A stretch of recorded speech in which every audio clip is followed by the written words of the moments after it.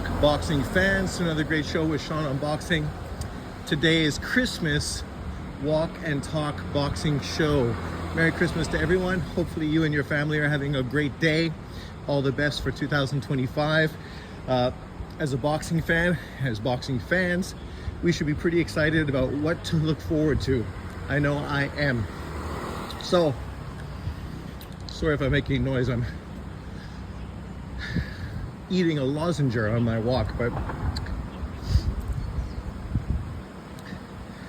it's funny that the YouTube boxing community has literally self-destructed thanks to the victory of Alexander Usyk over Tyson Fury. And the irony is for many different reasons, right? Whereas some people that don't really want to give Usyk credit because, heaven forbid, he is considered the best fighter in boxing today, because that would mean that Bud Crawford isn't, and people just can't really get their head wrapped around that. They just hate when it's not a black American fighter who's considered the best fighter in the boxing world. And it's just an opinion. You can still have Bud Crawford as your favorite fighter and the guy you think is the best of all time. No one is saying that you can't. It's just based on what Usyk has done, it's very easy to justify him as currently the #1 pound-for-pound fighter in boxing. So that's one argument that, of course, we see going back and forth over social media. Then, of course, you have the Usyk fans that are really just using Usyk. I don't know how much of them are truthfully real fans, or if it's just a circumstance where he's the right color and they want to use that to sort of highlight the fact that a non-black fighter is the best fighter in boxing today. And if they would have done the same thing if Tyson Fury would have won, it didn't really matter who won as long as it was a non-black fighter. And I don't want to highlight that too much because we know the YouTube boxing community is just filtered with racism constantly, and that being the main narrative that many people like to focus on when we talk about the sport of boxing.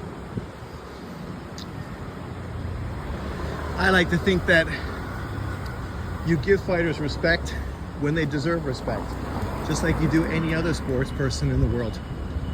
You know, Fury and Usyk both deserve respect for being two of the best boxers in the world today. Obviously, Usyk is getting huge plaudits, flowers, based on doing what, you know, before he even moved into the heavyweight division, many people didn't even think would have been possible. People never thought he would be able to basically do what Evander Holyfield wasn't able to do, which was be a small cruiserweight or a small heavyweight moving to the heavyweight division and overcoming the giants, right? And that's the reality. A lot of people didn't think he was better than Evander, didn't think he'd be able to accomplish what Evander struggled to do, which was beat the big men. But yet, on both situations, when Usyk was faced with gargantuan heavyweights in front of him, he was able to not only beat them, but beat them decisively and beat them 2 times, just to emphasize his professionalism and his skill level.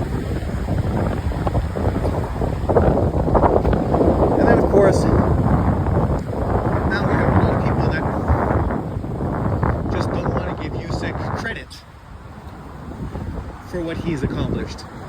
Whether they think that it's a race-based argument, that might be part of the reason why they're perpetuating that and using other things as a justification. Excuse me. Whether that's that he's only had 22 or 23 professional fights in his career, and how can you be considered an all-time great when you fought so few amount of professional fights? Well, you know, it's ironic, but nonetheless, people will say anything to try to push a narrative that they want to use for whatever reason it is that they're motivated to use it. If you currently think Usyk is an ATG, I think there's far more than enough evidence to prove and justify that claim. And for just as many people that are trying to disregard Usyk as an ATG, there's that many people out there trying to justify him, and not based on race and things of that nature. I saw Boxing Beats and Rhymes, a channel I don't always agree with, coming out and saying that of course Usyk is an ATG, and obviously many other channels that are respected and been around YouTube community for a long time. Ironically enough, IBFP put out a video yesterday where he was pointing out some of this hate and some of this shading that people were throwing out towards Usyk to try to discredit him, not give him the credit he deserves. And I left a comment on his video, and to my surprise, I don't know if it's really Tim Bradley, but it's somebody posing to be Tim Bradley, came out to say that basically what I said is, it's ironic that Tim Bradley has come out and basically said that Usyk is not an ATG. And then I said, you know, if that was Bud Crawford, of course he would totally be saying something different, which I stand true to. We've seen the cap that Bradley has put out for Crawford, and it's cool that he's affiliated and feels connected to Crawford, and that's primarily the reason why he's so strongly supportive of him. Obviously Crawford's a great fighter, so nobody's saying he doesn't deserve the respect and the praise, because he does. It's just, if you're going to praise and respect somebody for doing something fantastic and historic, you should do it for everybody and not just pick and choose the individuals. So I pointed out that, and this person said, I've never said that Terence Crawford was an ATG. That's an outright lie. And the problem is, a lot of the fans today just want to water down boxing and are just casuals. Basically, that's what he said. You can see the statements listed in my video, so you can read it for yourself to find specifically what it is. And I'm not sure if it's really Bradley or not. It doesn't matter. If it's Bradley, that's fine. If it's not, it doesn't matter. The reality of the situation is, it doesn't change. My response was, so Crawford and Usyk, two fighters that have done something historic, becoming two-weight undisputed champions, somehow that's considered watering down boxing? You know, like, just think about what we're saying. People want to praise Charlo, Haney, they don't necessarily want to praise Taylor and other people who become undisputed, but nonetheless, people use the undisputed argument to praise fighters. They've used that to put Bud Crawford as the pound-for-pound #1 fighter in boxing historically, because it's a great accomplishment. And obviously Crawford was the first man to do that since B-Hop, right, who did it. And obviously B-Hop gets a lot of credit for doing that. Taylor ended up beating him twice to become undisputed in his own right. He doesn't really get too much respect for doing that, because he only really beat one man to accomplish that feat, even though he did beat him twice, just to confirm his skill set and, you know, ability to beat the older B-Hop at that point of his career. So if B-Hop is a Hall of Famer, and I find it hard to believe people wouldn't say that he's an all-time great, then how could you ever say that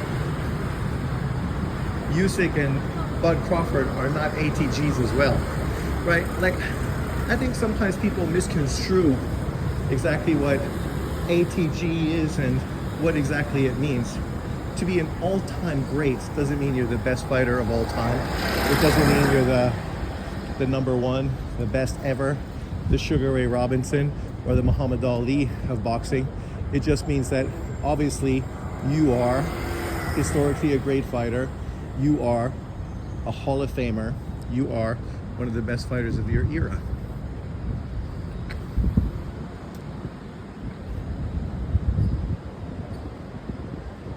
And in truth, I think that would be something that people would be understanding to purvey when they talk about the sport of boxing. And I don't think by highlighting guys like Usyk and Crawford as ATGs that somehow you're watering down the boxing world, right? You know, if you want to water down boxing, that's when you say that Tank Davis is an ATG. I mean, I've seen B-Hop come out and literally say that Tank Davis is a Hall of Famer. See, that's watering it down. When you're saying a guy like Tank Davis, who's literally accomplished very little in the sport of boxing, is a Hall of Famer, thus an ATG in most people's argument, you're literally watering down the sport. Because while we may feel that Tank Davis is a great fighter and could potentially be a Hall of Famer and an ATG, he hasn't done what you need to do to solidify himself.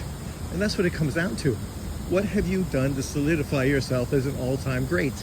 By beating mediocre fucking mid-tier fighters, or pulling up champions in weight, or draining champions coming down in weight, how does that justify you as an all-time great? When we look at what all-time greats have done, beat other champions, unify titles, become undisputed, fight the best fighters in and around their weight division, right? That's what's considered an all-time great. And even in this argument, there's a lot of room for the minutia, right? And that's another thing with boxing fans. They're so pig-headed and ignorant and so fucking jammed to believe that the thing they say has to be the correct thing and everybody else is full of shit. But yet, if I was to bring up a fighter like, say, Aaron Pryor, to, say, Tim Bradley, or to B-Hop, or to, you know, countless numbers of boxing fans, they would all say that he is an ATG. Yet you tell me what Aaron Pryor has achieved that Usyk and Bud Crawford haven't achieved.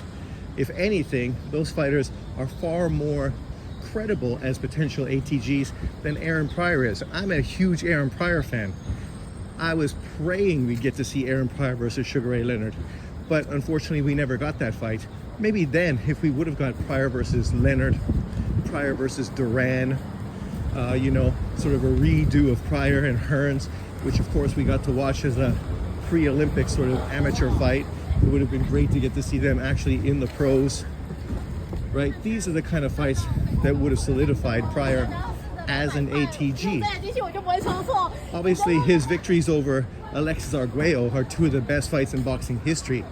Great fights, and if you've never watched them, I say that you definitely should go check them out, because you won't be disappointed at all. But by beating a man coming up in weight, kind of like what Tank Davis has made a name of himself doing, and that being the biggest name on your resume, is that what makes you an ATG? One name, one fighter? Or was it his dominance of the division during his time as a world champion? Because like Golovkin, you can criticize Aaron Pryor for his lack of resume. Like Finito Lopez, you can also criticize him for his lack of resume. But yet you can only fight the fighters that are available to you. You can only take on the opponents that actually sign the contracts and are at your weight divisions. For Finito Lopez, unfortunately, he never had that superstar opponent available for him. For Aaron Pryor, he had a few of them. Unfortunately, those fights were never able to be manifested, and that's disappointing. So a second tier fighter, and I don't say second tier fighter to downplay Alexis Arguello. I say that because, well, Alexis Arguello is a Hall of Famer and an ATG. He was not a natural 140-pound fighter. He was a fighter who moved up in weight, and I think that was his third or fourth weight division. So, you know, you're not really taking on an opponent that's your equal. He's trying for something great. Well, you're fighting somebody that has a good name, but you're not doing what he's doing. It's not equal, right?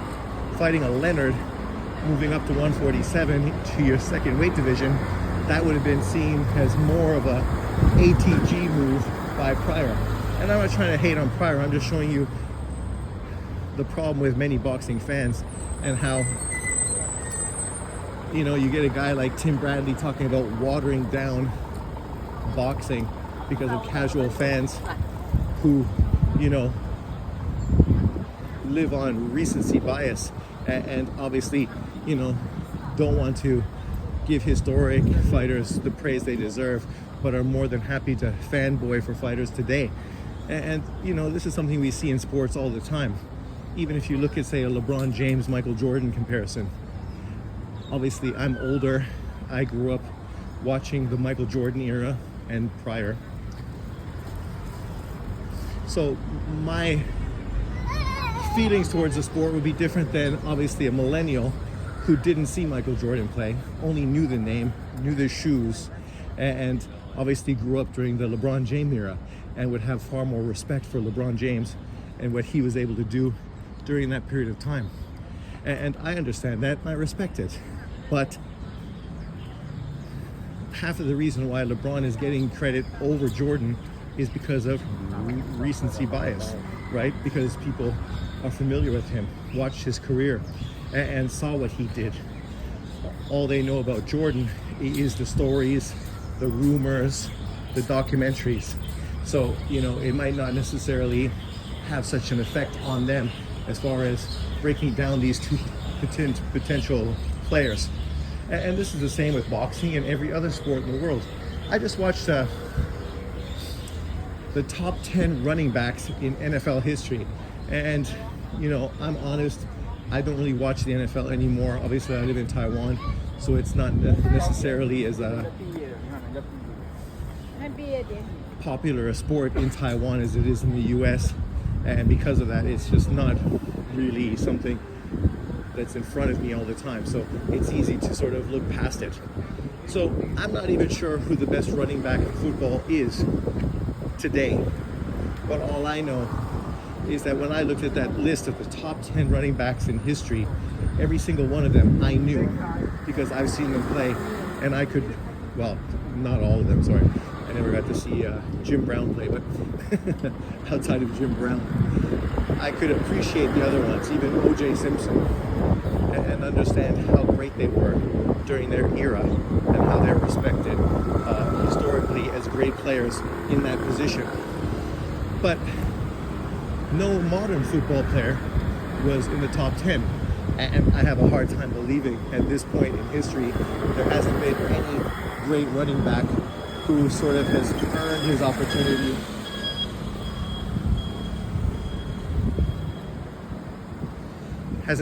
opportunity to be on a top 10 list. That lady has no fear. It's kind of like when you go to Vietnam, you cross the road, you don't look at the cars, you just walk straight and they just move around you. There are no crosswalks, there are no stoplights. That's what that lady did. I guess she's Vietnamese.